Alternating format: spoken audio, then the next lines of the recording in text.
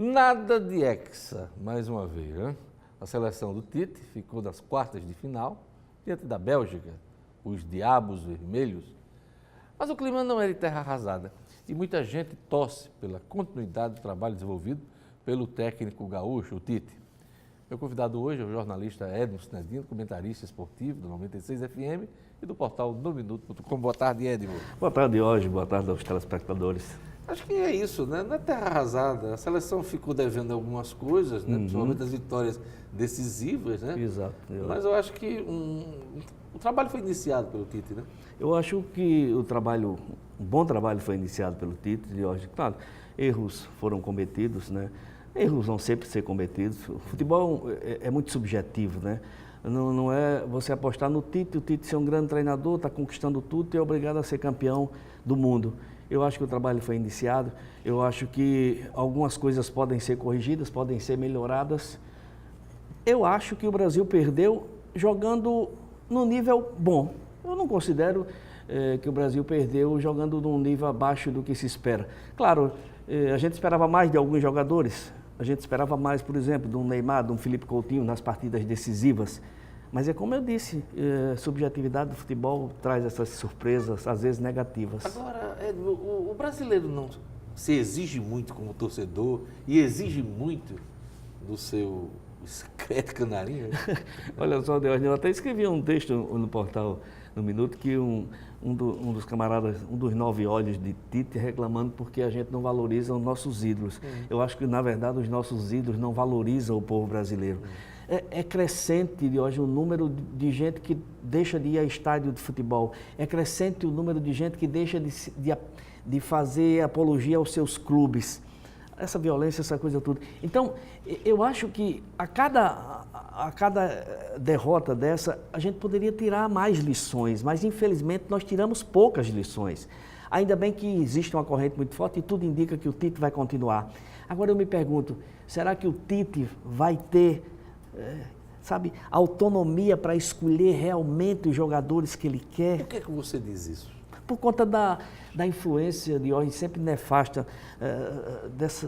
da CBF. O comando da CBF, todo mundo sabe, o comando da CBF é contaminado. É venal. É venal, é corrupto.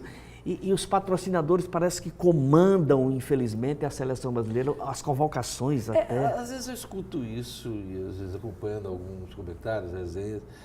Existe essa influência verdadeira de patrocinador para escalar, inclusive, jogadores durante os jogos, durante a competição? Eu tenho impressão, Diógenes, de que com o Tite talvez não tenha havido na escalação, mas na convocação eu tenho certeza que ainda teve. Por que você diz isso? Porque, que tipo de jogador, por exemplo, foi convocado e que não deveria estar lá? Veja bem, Diógenes, será que o Tite, com toda a sua inteligência, com toda a sua capacidade, e ele sabe exatamente o que é o futebol, você acha que ele convocaria jogadores que não estavam 100% no quesito físico, no quesito clínico? Eu tenho certeza que não. E a gente teve alguns exemplos, né? Na Exatamente. Copa, né? 2 ou 3 jogadores que estavam no departamento médico em quase toda a competição. Por mais que você elogie as entradas do Douglas Costa, mas ele foi um jogador convocado sem estar em condições legais de jogo. O Fagner do Corinthians. Foi o caso do Danilo também, na sua opinião? O caso do Danilo, né? Quer dizer, então... Desse jeito era para ter levado o Daniel Alves também, né? O Daniel Alves estava se recuperando. O problema dele era mais grave. Bem mais. Teve até que fazer uma cirurgia. Era bem mais grave. Depois da derrota, e a gente esperava, inclusive, fazer uma semifinal amanhã contra a França, né? Exato. Depois da derrota, geralmente as críticas elas afloram bem mais. E às vezes o torcedor... antes você não criticava, hoje agora critica. Mas não, eu acho que tem que se fazer uma análise fria, de cabeça fria, do que deu certo, do que deu errado, né? Eu sempre digo, sabe, Diógenes, que você não pode, uma derrota, seja ela qual for, no basquete, no vôlei, no futebol, perdeu, ninguém mais presta, muda tudo. Não é assim. Ou então ganhou, tudo é maravilhoso, tudo é divino. Não. Eu acho que você tem que tirar lições em tudo, na derrota e na vitória. Eu lembro no rádio, você estava falando na semana passada, exatamente isso, né? O Brasil não começou bem essa Copa contra a Suíça, teve um jogo difícil contra a Costa Rica, jogou até melhor contra a Sérvia. Quando fez o segundo gol. E veio dar uma impressão de que estava melhorando contra o México. Foi né? essa luz que nos enganou. E muita gente já começou o oba-oba, né? Porque o Brasil jogou muito bem contra o México. Porque o México é histórico em jogos decisivos, eles sempre complicam muito a vida do Brasil. Dessa vez não. Dessa vez não. Dessa vez o Brasil passou por cima do México, fez 2-0, poderia ter feito 5 no jogo em que Neymar jogou bem, no jogo em que o Willian jogou bem, né? Foi o Felipe Coutinho que não brilhou naquela partida, mas o Brasil foi quase um todo naquele jogo. O Neymar é um capítulo à parte nessa Copa e no desempenho da seleção brasileira, né? Sem dúvida. Um craque de bola, talentoso, isso aí ninguém contesta, Ninguém. né?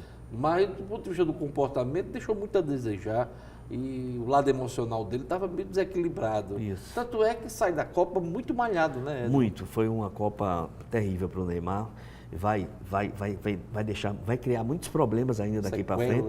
Sequelas, com certeza, quando ele voltar para o seu clube, se ele não voltar pianinho, como se diz, se ele não voltar muito mais humilde, vai criar muitos problemas e vai ter muitos problemas. É preciso ele fazer um trabalho psicológico, né? Precisa até para Diógenes. Continuar a carreira, não é um rapaz novo, não. Porque veja bem, Diógenes, também se abriu muito para o Neymar. Essa história de parceiros na Copa, essa história dos amigos, da namorada, das redes sociais. Gente, Copa do Mundo, você se concentra, você se fecha. Não é coisa de antigo, não. É porque é uma competição muito curta. São 30 dias de jogo, tiro curto. Você tem que se focar somente naquela competição. Como é que Neymar e vários outros jogadores da seleção poderiam se focar numa Copa do Mundo com os parceiros passando mensagem, dizendo que alguém está fofocando contra ele, dizendo que vira o Bruna Marquezine piscando o olho para outro rapaz. Só uma brincadeira.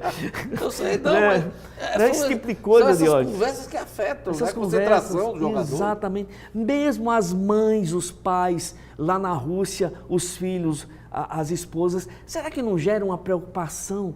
Será que minha esposa está bem? Minha mãe? Como é que ela está reagindo nesse frio? Eu sei, é um povo acostumado a viajar, mas, gente, Copa do Mundo, volta a dizer, você falou aí, tiro curto, a concentração máxima total numa Copa do Mundo. Pois é, e Neymar não foi o líder que se esperou dele, né? O talento, o craque, não foi líder. Não foi. E muita gente tem criticado até o comportamento de menino, né? Exatamente. De não querer falar com a imprensa, de dar uma declaração na chegada. Aliás, ninguém vaiou a seleção, quando a seleção chegou do Rio de Janeiro. Quer dizer, bom. Não há, como eu disse, comecei essa entrevista falando isso. Não há um clima de terra arrasada. Não há um clima. Olhar para frente, exatamente. Bola que segue. Eu acho que o Brasil está reagindo muito bem a essa derrota e da forma como a derrota foi. Agora, você falou do Neymar, vem aquela coisa de ser sempre o último a chegar, né? De mal falar com o público que o venera, o caicai exagerado, sabe? Não foi que virou uma coisa ridícula. Ridícula, né? Virou piada no mundo inteiro. Porque o papel de Neymar, que eu acho, nessa Copa de hoje, era, numa situação adversa, ele chamar a responsabilidade para si, ele começar a comandar, ele começar a distribuir e não tentar resolver no drible e na queda. Quais foram os destaques positivos na sua avaliação da seleção brasileira? Temos, claro, Jorge. Eu vou destacar 3 jogadores que, para mim, foram de uma regularidade maravilhosa, que foram os 2 zagueiros, o Thiago Silva e o Miranda. Perfeito. E o volante Casimiro. Os 3 negativos, né?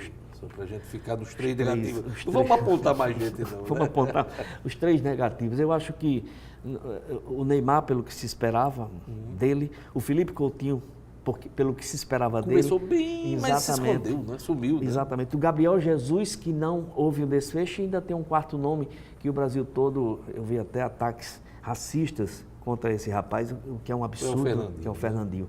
Para mim, você pediu 3, eu citei 4, 3 que eu esperava muito mais, e o Fernandinho que eu nunca acreditei como jogador de seleção. Gabriel Jesus como centroavante ficou devendo o principal gol. Ficou devendo gol. Atacante vive de gol. Temos aí uma semifinal que começa amanhã, né? Temos a França enfrentando a Bélgica.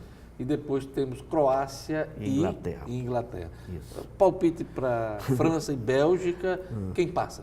Eu acho que ainda a maior categoria, o maior número de jogadores rodados, especialistas, eu acho que a França passa, mas a minha torcida é da Bélgica. Até porque não foi campeã ainda. Não foi campeã ainda. E tem uma geração aí que E tem para mim o melhor jogador que os dois melhores jogadores que eu vi até agora vão estar se batendo. Que é o De Bruyne, o vermelhinho, craque de bola, e Mbappé. Né? E Croácia e Inglaterra aí? Quem Croácia e passa? Inglaterra. A Inglaterra é mais time, mas aí A Croácia é um time meio eu incruento, aponto né? a Inglaterra torcendo pela Croácia. Eu gostaria de ver uma final Bélgica e Croácia, sabe? Seria uma reviravolta no mundo do futebol que Diferente, né? ninguém apostaria. Uma Copa boa, eu gostei da Copa, Uma pelo Copa que eu boa. acompanhei, Claro, né? claro. A Rússia fez uma boa Copa. Sem os exageros que às vezes a imprensa faz, né, de hoje.